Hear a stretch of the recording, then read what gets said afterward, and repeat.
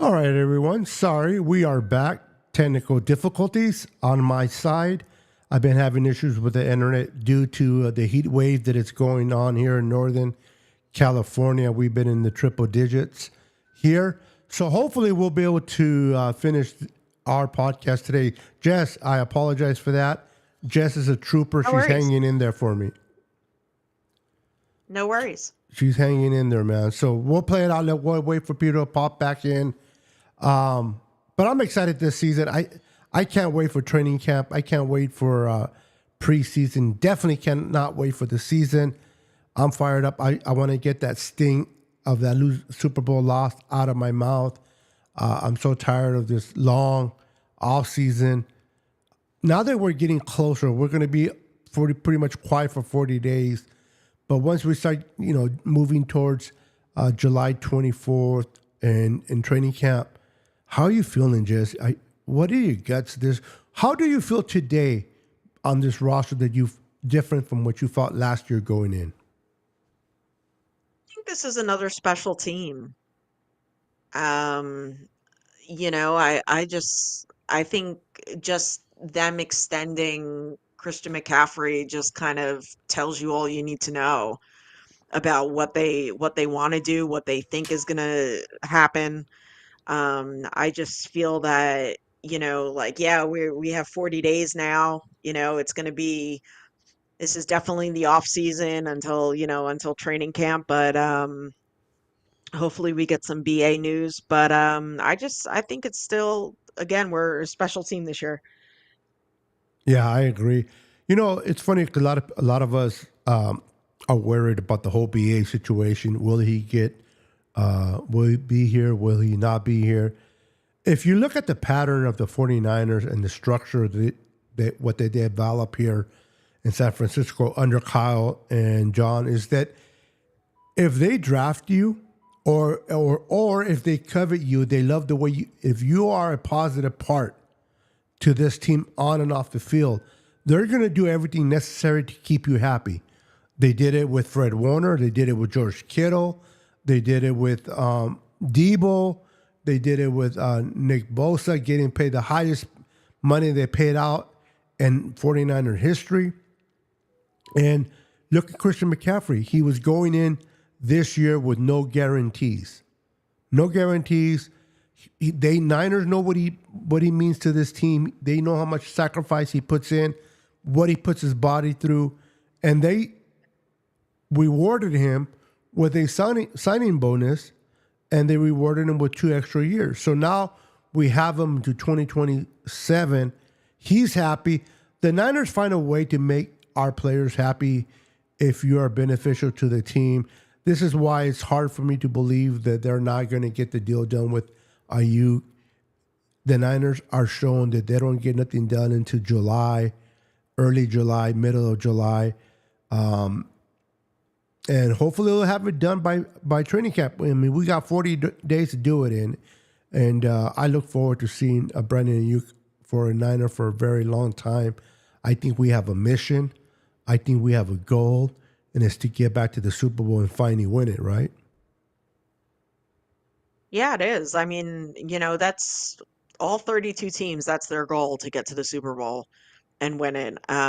We obviously have, I mean, the Chiefs are going to have a hard time. I think the Houston Texans are, up and coming, and I think they're going to give them a problem this season. But I just think that, the Niners, you know, eh, we're definitely still the team to beat in the NFC, but we just can't shoot ourselves in the foot. Correct. Correct. The Niners got to do everything. Listen, they got to do everything they can to continue to be better and let the ball fall where it may. Listen, the Niners brought in a young running back in Garando, Isaac Garando, and a lot of times people were saying, why did they draft another running back? Although they did, this one was in the 4th round instead of the 3rd. When they don't let Jordan Mason play, when they don't let this play, I don't know if I think they can use him in the running game, but I think this kid was drafted more for that new return system that we're running, the way we're going to set up to return the ball and this whole new rules, I see more and more Garindo being that typical prototype of player they want fast and big. And I think that's why he was brought in for those purposes. And then they'll sprinkle him in, in as a running back here. But I think that was one of the main reasons they brought him. What do you think about this kid that we picked up in the draft? Yeah, I'm not going to say too much because I actually 100% agree with you. Oh wow, that's wow. See, hey, that's a first. Um, but yeah, I'm with you. I think I'm excited. Uh, have you been hearing anything about the new rules and what it entails of for special teams with this whole new kickoff? They're saying that the opposing team defenders will line up in their own 40, and our players will line up in the 35-yard line. And once the kicker kicks the ball, nobody can move, other than the kicker, of course, can't move until whether the receiver catches the ball or it hits within the 20-yard line area. And if it hits in that area, then the opposing team can go after the punt returner. Do you think that by doing that, instead of the hang time where by the time the ball lands in your hands, the defenders are in your face, will be better and funner to watch these guys to actually return balls to the house because they have a 3 or 4 yard start against defenders? I think it'll be interesting. Being the fact that like you can't move until it catches the ball or it lands, wherever. But I definitely think it'll be interesting because being that it's football's a high adrenaline game and stuff like that, and you're just gonna have these guys wait until, you know what I mean? Like it's just, I don't know. It, it could be good and bad. I Yeah, think I it'll think be a there's going to be a complete lot of shit show, to be penalties in the honest. first couple of games by teams. There are going to be guys offsides. People are going to move. They're going to forget that they can't move when they're so used to, as soon as the ball's kicked, they go, right? Yeah. Name me two teams. You don't have to get in depth about it, but just two teams that you think this is such a bad organization that they're going to find a way to screw it up. These two teams that you're going to name are going to find a way to screw it up because they just can't pick nuances really fast enough. Do you have two teams you can name?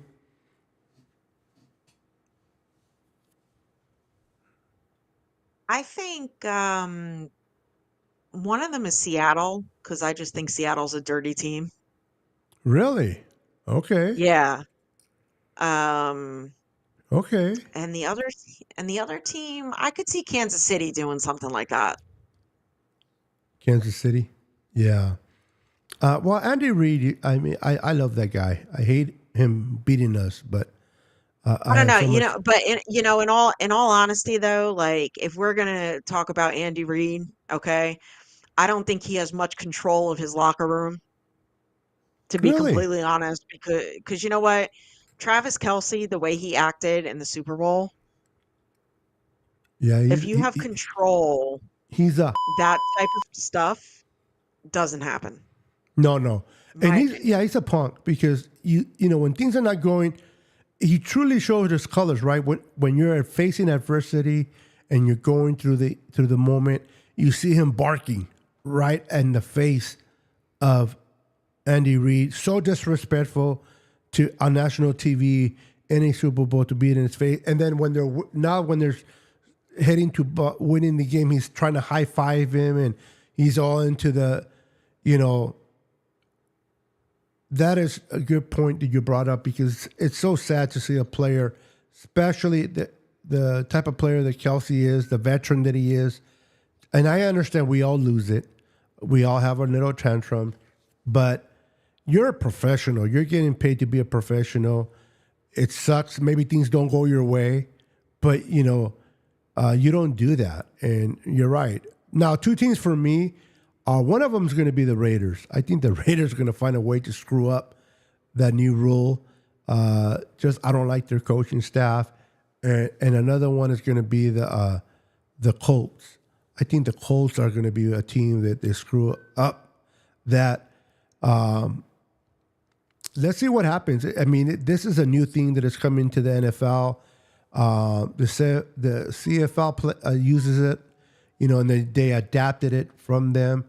It'll be interesting to see how this plays out. I'm excited to see the first preseason game because I want to see this special teams in action. I want to see what happens. I don't know, man. I just want to finish this podcast and start watching football like 5 minutes afterwards. That's how fired up I am.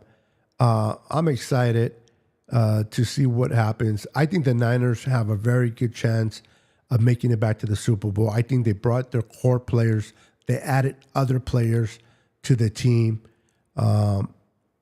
Is there a player that you heard from OTAs or mini camp from your favorite reporter that you're excited about? What's up, Kenny? Hey, Kenny. I'm actually looking forward to seeing more of Malik Mustafa. Man, me too. Because I heard that he's been an absolute animal. I like that. So I'm really and Ricky Pearsall too. I mean, him and Brock Purdy seem to really, like Kyle Shanahan had said, that it's been fun to watch. So I'm really looking forward to, seeing Ricky Pearsall out there as well as Malik Mustafa. Yeah, I love that. Listen, players are always going to be positive about other of teammates. It's very rare that you hear a teammate talk bad about a player, but when you ask a question and that player responds quickly without no hesitance, that shows a lot about the person they're talking about. Fred Warner was asked about the linebackers that have been impressing him, and with no hesitation, he said D Ford. I mean D Ford, D Winters. Excuse me. I went back to our edge rusher that did not work out for us, but that's another conversation. D Winters has really impressed Fred Warner this year, and he's playing better. He's looking good. So I'm excited to see what he does this year, especially in the absence of Greenlaw, what he can do. And then we're talking about all these corners that we brought in, right? That they're excited about. But Darrell, what is the last name? Loader. Luter Jr.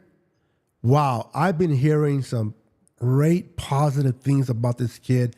This kid's all over the map. They're talking again. There's no pads on, but what I've been hearing are positive things, man.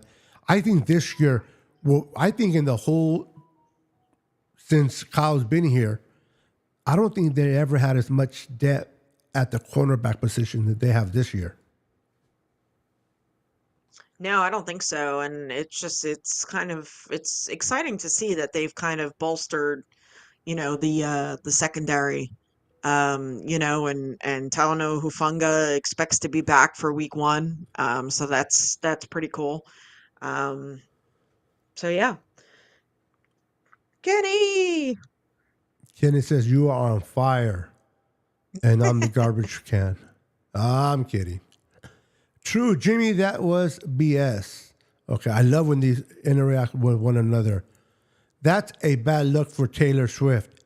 His anger on display. Oh, that's a good point there, Kenny.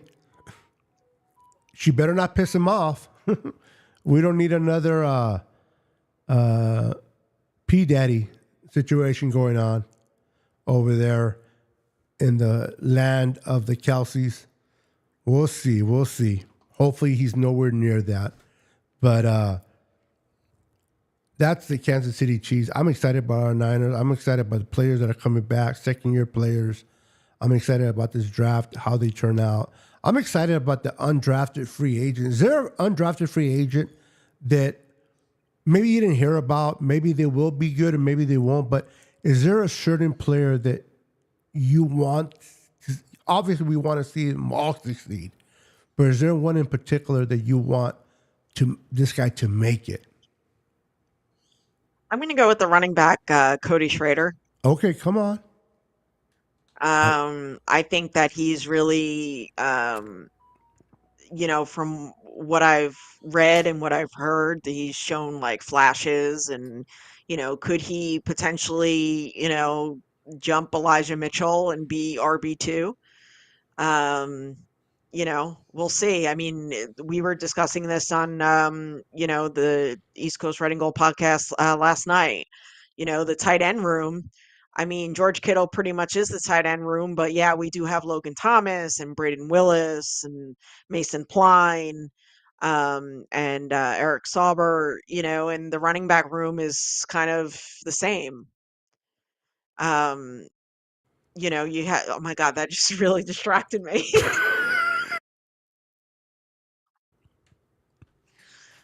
You have Christian McCaffrey, Elijah Mitchell, Jordan Mason, um, Cody Schrader, Isaac Arendo. It's kind of the same thing with the running backs. It looks sorry. better the other way. I just wanted to keep them apart, but okay. I didn't mean to distract you. How about if I go? How about if I go black and white? But anyway, I didn't mean to distract. I didn't. Apologies for that, but no, I'm with you. I like that pick. I think he has it's going to be hard for him to win a roster spot. Maybe they can. Maybe when they let him go, they can sign him to the practice squad, and he kind of keep him there. That would be great. One of the kids I'm a defensive guy. People will tell you I love defense. I preach defense. I want defense over offense. The kid Anderson, the D tackle, the undrafted D tackle. I think they gave him 280,000 guaranteed just to sign with the Niners. The kid that I don't know if you've seen the video when it came out, it went viral where he jumped and he did his like a somersault into the pool when he heard that the Niners signed him. I think this kid is a big guy that a gap stopper. I think he's going to be ideal to stop the run. That's one of the areas that we were weak at last year, regardless of the defensive coordinator's fault or not. We were lacking to ability to stop the run. We went from number 3 against the run to I think 24, 25.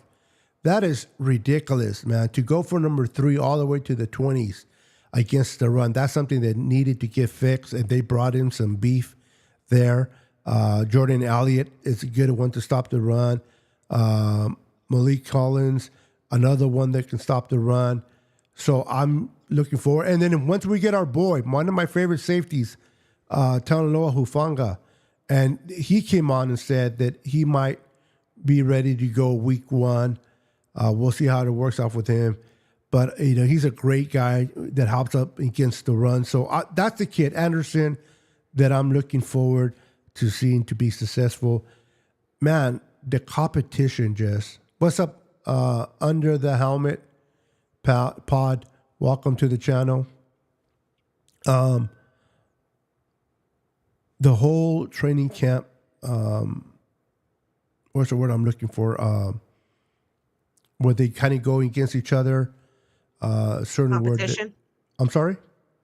Competition. Competition, thank you. Yes, the competition at certain spots is going to be very good for the Niners. We're going to have competition at the tight end. A lot of people are already written off. Cameron Latu. Some people said that Willis is okay. He might not be okay. They brought in some other Pline. I've been hearing Pline's looking really good. The undrafted free agent tight end. They brought in Logan just the other day. That tight end room is going to be so much competition to make that spot. I feel that tight end 1 is Kittle, tight end 2 is going to be Logan, and that battle is going to be for tight end number 3. Who is it going to be for tight end number 3?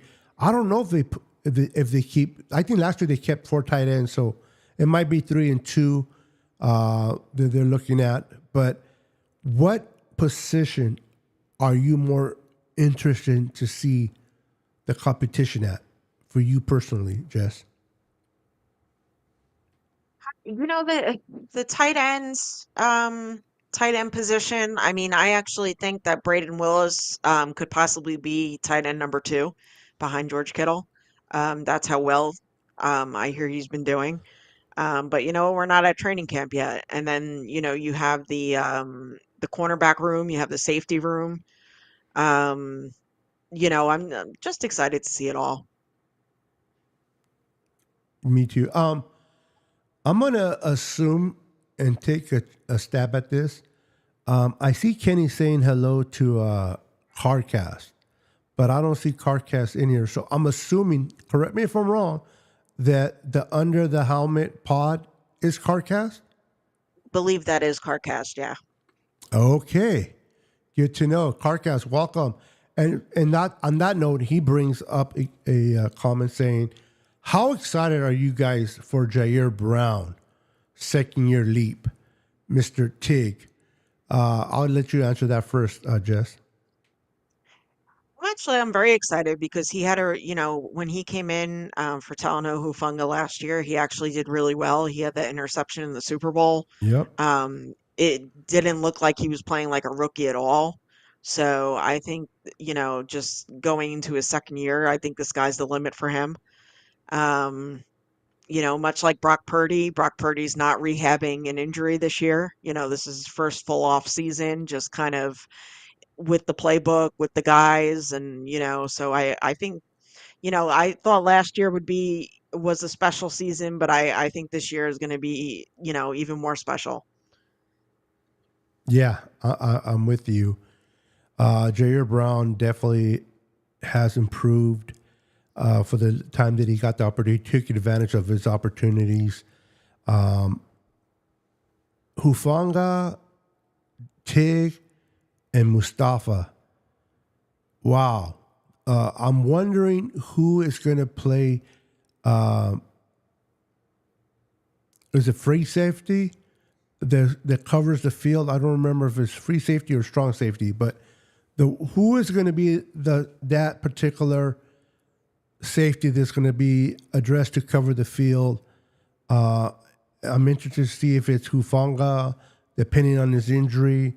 Is it going to be Tig? Is it going to be the new kid? It'll be interesting to watch. I cannot wait for training camp because there's so many battles, so many positions, and they're great problems to have. And I really wish all these kids the best of luck. They come in here with an attitude of winning a spot, hopefully making the team. So I am definitely rooting for every 49er player that wears the uniform. Unfortunate reality is not everybody can make it. We'll see who is able to escape to the practice squad. But it'll be interesting to see how things shape out. The running backs looks good. CBS reported that the Niners have the deepest and best running back group in the NFL. Do you tend to agree with that, Jess? Do. And I think, if we didn't have Christian McCaffrey, I don't think that we you know, Qualify would for be that. talked about. Hmm. Yeah, but because we have CMC, I think it goes a long way. Arguably the best running back in the NFL right now. And if anybody wants to argue that point with me, I'm happy to do so. This guy can catch the ball, run the ball.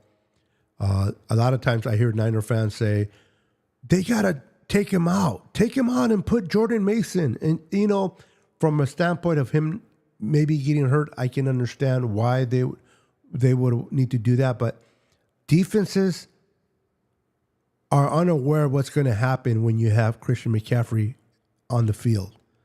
Is it going to be a run play? Is it going to be a pass play? You don't know. When Jordan Mason comes in, you know it's going to be a run game. More chances it's going to be a run game. With Christian McCaffrey, you don't know. And then when you have him match up with Debo, Kyle is able to do what he does, his mismatches on offensive calls, because now he keeps coordinators on their toes. And I think that's one of the main reasons why McCaffrey never gets out. Plus, for what I heard, McCaffrey gets pissed when they're trying to take him out of a play. Yeah, I heard that too. David McNanus says Jordan Mason averages 5.6 yards per carry. He does, and I'm with you. I want to see excuse me, Jordan Mason, more of him. I hope Elijah Mitchell can stay damn healthy. I think Elijah Mitchell, maybe he's not the same guy he was prior to his injury. Well, that is yet to be seen. But this kid showed something, and he just hasn't been able to stay on the field. I hope he can stay on the field. I would love to see more of him. But Jordan Mason, I call him. He's a 2.0 of Skittles, in my opinion. I think this guy has a potential to be a great running back. Why is it that Kyle? I know we don't know the answer. I know we're just throwing things to see what sticks. But what do you think? Why do you think Kyle doesn't call too much on Mason? Do you think it's because of lack of blocking? He can't block or he can't get open. Why is it? Do you see that he has such much potential, but he doesn't see himself on the field very much? Honestly, I really don't know. I mean, you have CMC, you have Elijah Mitchell, they take the bulk of the work. Um, and I know that Kyle, kind of wants to, limit what they do with CMC this year and stuff like that. So who knows? Maybe we'll see more of Mason. Yeah, I would love to see more of him, and then see a little bit of Isaac Guerrero, see how he fits in. And I know we've been talking about Pooney, right? And one of the cats that hasn't been really spoken about a lot by people, and I'm curious to see what he does this year, is Garrett Kingston. He was drafted in the 6th round, taken at 215 spot. This kid has a lot of potential. I can't wait to see how he fits in that offensive line. If he's able to move up the depth chart, some people say he might not even make the team. I think this kid's upside is great. If he can translate college performance to the NFL, I think this guy can be a great guard going forward. Is there one of the from any of the draftees? Which one do you think that won't be as successful on this team, or is it more a wait and see type of thing? I think it's a wait and see. I mean, you brought up a good point before that they kind of got they drafted guys that had a lot of playing time in college, Yep, and I think that goes a long way, with this team and in the NFL. So we'll see what happens. yep. Um, it says his average is incredible, but when he does, gets those yards. Oh, they're talking about Mason, but it's in garbage time. Yeah, it's really hard to pinpoint how good a player is when you put him in mostly for garbage time. But you know what? I think this year Jess makes a good point. I think they're going to be a little bit more hesitant to run Christian McCaffrey as much as he did last year. I think they're going to implement hopefully more of Jordan Mason, Elijah Mitchell, and even Isaac Guerrero can go in there and relieve some of that pressure. Now, I think that Isaac Guerrero, not only is he a very good player to do the new kickoff return, but I also think this kid is a lot similar to Christian McCaffrey, where he can run the ball down the middle. He can go on the outside, and he can catch the ball. He has great hands in catching the ball. And I think that's something that Kyle's been looking for too. That, all right, can we get a running back that when we take Christian McCaffrey out, that the threat of whether you're going to run or you're going to pass still remains without Christian McCaffrey. And I think Isaac Guerrero can bring that to the offense. And I'm excited to see how he turns out. But as we get closer to closing our show, one of the kids that I want to talk about is Jacob Cowan out of Arizona. 4th round pick, taken at the 135 spot. This kid, they've been saying he's a lightning in a bottle. He's been getting great rapport with Brock Purdy. This kid he lives in the middle.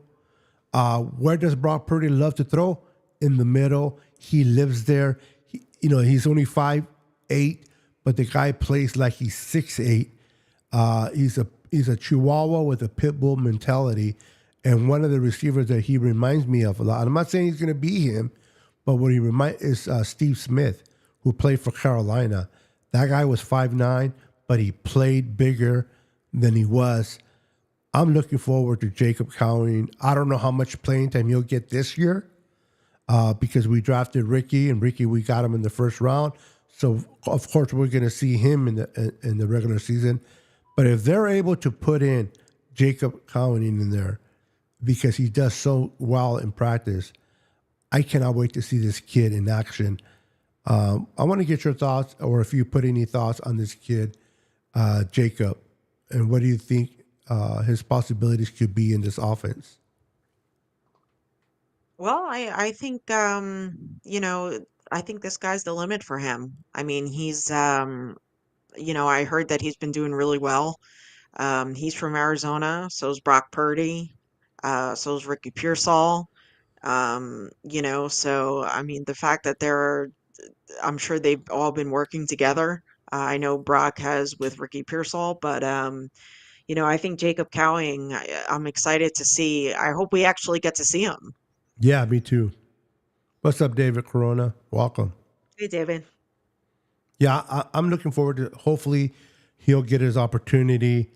Hey, if we can get a bunch of games that we play, if we have a 2 or 3 touchdown lead, that'll give opportunities for someone like Jacob Cowing to come in and show us what he can do with a lead like that. Maybe come in the fourth quarter and just finish the game. I'm really excited about him. I love the way he played in college. I started to watch tape, and I don't care too much about highlights. I don't believe in highlights. Highlights are so misleading. They show you the best plays, of course, but what I like to see is the 22, the all 22. I like to break down the film. I like to see it for myself. And this kid is always open. This kid, you think that Brandon and you gets open. This kid gets open on his own. And as it is, Kyle already set you up with his scheme to get you open. And if you're able to get open on your own, like you said, just sky's the limit. I am really fired up for this kid. I really want him to be successful. I think this kid is the real deal, and I cannot wait. And again, I'm a defensive guy, but the fact that we're talking about a kid like Jacob Cowing, and I think Ricky Purcell is going to be amazing too. I've been hearing great stories about him. He has great route runner. He's a great route runner. He catches everything thrown his way. If these two receivers, regardless of what happens with Brandon, whether we keep him or we don't, whether we trade Debo next year or we don't, if these two receivers can step up and contribute a little bit this year, but really get better and ready for next year, the Niners are going to be in a great position. Then you're signing Brock Purdy to a high contract. Now you give him receivers like Ricky, Jacob, Brandon, or Debo, and then you have Kittle, you have Christian McCaffrey. I mean, the sky's the limit. I mean, that's what you want to do. You want to put weapons around your best quarterback. Now, real quick, before I pass it to you, one thing I was told that why now? Why are the Niners getting all these receivers and all these tight ends, and why not in the past? And I'm like, you don't know why? Like, no, we didn't have a quarterback. We did not have a quarterback that was worth putting all that talent around him. We had an okay, and again, I'm not here to bash Jimmy Garoppolo. I'm one of the few that thought he was great while he was here. He came in a time where we could not win games. We were getting our butts kicked. Whether people like him or not, he came in and was able to sustain wins. And win more games than lose for us. So, but he wasn't that ideal quarterback that we've been looking for. Kyle, in my opinion, Jess, has finally found his quarterback. A quarterback he can trust, a quarterback that can carry out any game plan that he puts out there, any call that he makes. He knows that Brock Purdy can execute it. And I think this is why he's bringing more offensive weapons around him to make him more successful. Yeah, I agree. Kyle Shanahan definitely has finally found his quarterback. Yeah. What's up, AP? My Dallas Cowboy friend, Alex Perez, is in the house. Welcome, brother. The only thing wrong about this gentleman that he likes is Cowboys. But other than that, this guy's an amazing dude. Awesome family man. Welcome, bro. I cannot wait for October 27th. But let's be honest. The Cowboys have not beaten the Niners. The Niners own the Cowboys. We own Dak Prescott. We own Ezekiel Elliott. We own the Cowboys. So until the Cowboys can beat us, forget about a regular game, but beat us in the playoffs, I have nothing to worry You know, about. as Jeff Garcia said on our show last week, the Cowboys are soft. Come on. He said that? I didn't watch that show. Sorry. Yeah, he did. If you missed it, go back and Yeah, watch the I have. I'm replay. not even going to It's lie and good. say that I watched. I haven't, but I will. Yeah, but he said that they're soft, huh? Yeah. Is he lying? No. No. Look at Micah Person right now crying. Oh, I don't go to practice. Baba. Oh my goodness. All I know is the Cowboys, the situation with Jerry Jones, the situation, I mean, with CeeDee Lamb. I mean, it's going to get ugly quick. They don't like to pay their players. They don't have a quarterback. In my opinion, Jess, they should just give Trey Lance an opportunity to play quarterback and see what they have in that quarterback. Because I don't think that Dak Prescott is the answer. I don't. I think that Prescott, if you're playing with a lead, he's great. He can make great decisions. But the minute you're playing from behind, the minute that the pressure comes in, Dak Prescott makes mistakes, vital mistakes at very opportune play times. And I don't think he's the future for this organization. So I think they should give Trey Lance an opportunity to see what they got in him. Alex, I want to ask you, are you ready to move on from Dak Prescott as a Cowboy fan? And do you look forward to seeing what Trey Lance can do? And Jimmy says, don't forget who's your daddy. That's Brock Purdy. Oh, not the daddy situation. And then AP says, yes, we do pay our players. We actually overpay. Well, that's true. You do overpay. You're overpaying for Dak. And then now Dak wants more money. So Jeff Garcia said that they were soft.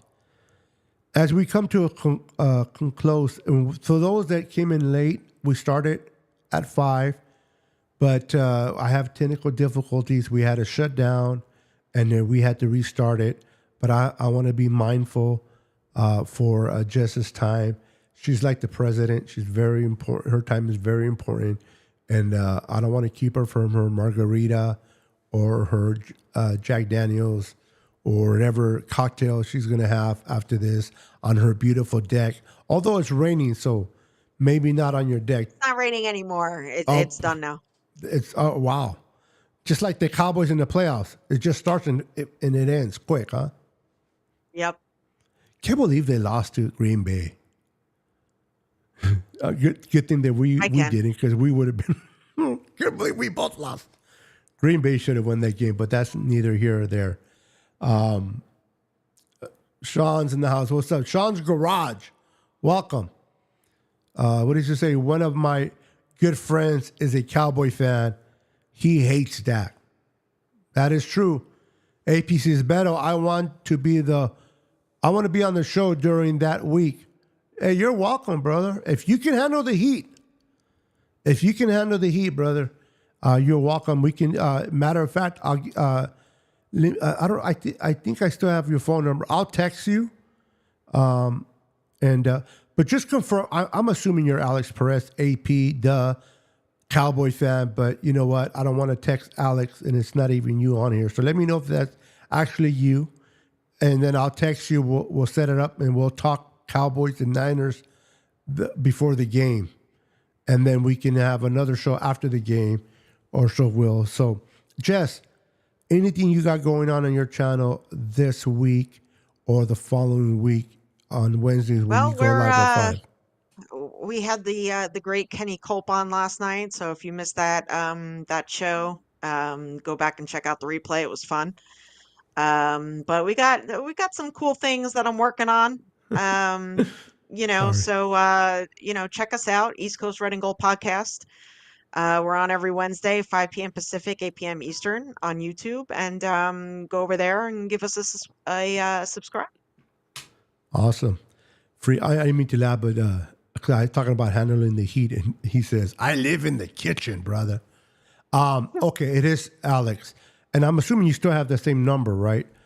You don't owe anybody any money, had to change your number. But yeah, I'll give you a call. I would love to have you have a civil conversation about the Cowboys and the Niners and talk a little trash, but most importantly, talk about the game and the key components of that game once we get there. Real quick, before I let you go, Jess, remind me again, what games are you planning to go to? Because this woman travels. She travels and she goes to games. I hate her, but I don't. What games are you be attending away? Well, they're all away games for you, but what games are you going to be attending? I am going to the home opener against the Jets. Okay. Going up to Minnesota against the Vikings. Ooh, okay. Going to the Kansas City game.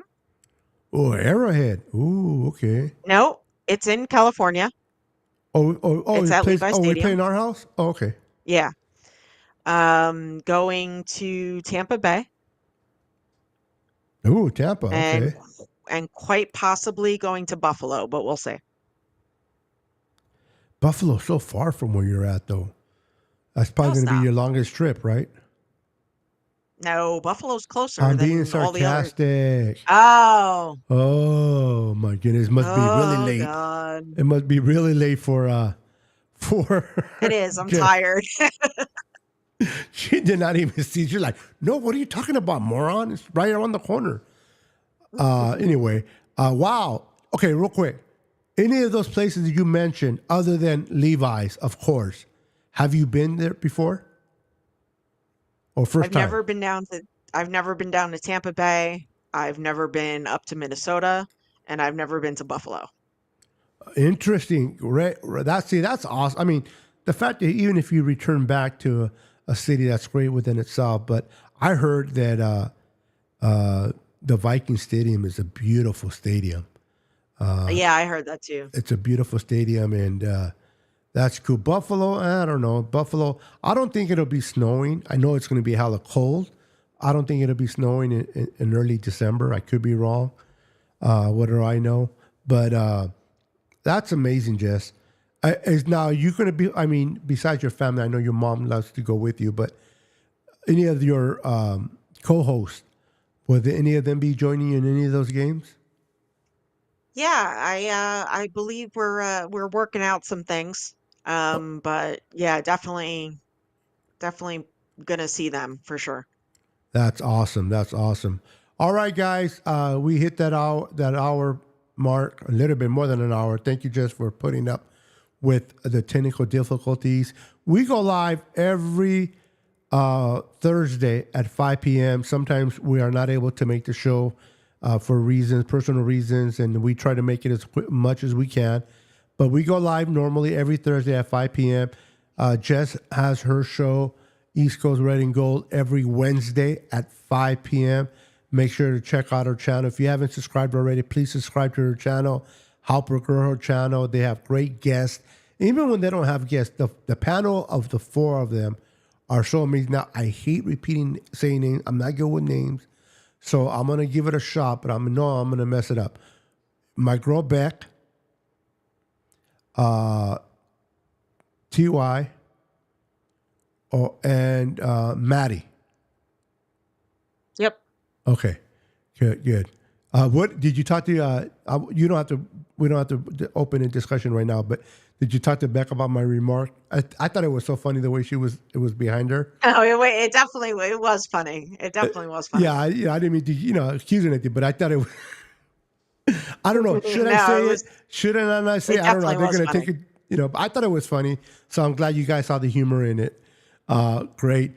Thank you, Jimmy. Thank you, Kenny, for showing up. And thank you, Kenny, for showing up yesterday with Jess and the group. You're a great guy. Watch, Kenny has his own channel too, I believe, that he's starting up. So make sure to follow Kenny Niners.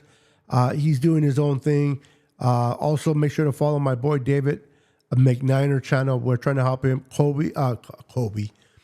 Brian Cope. Follow his channel as well, and support the little channels. Let's help them grow. We're all a big family here in the Niner world of Niner creation. So with that, we are out of here. Thank you for showing up. We'll see you next Thursday at Niners. 5 p.m., hopefully with better freaking internet. Peace. 10, 9, 8, 7, 6, 5, 4, 3, 2,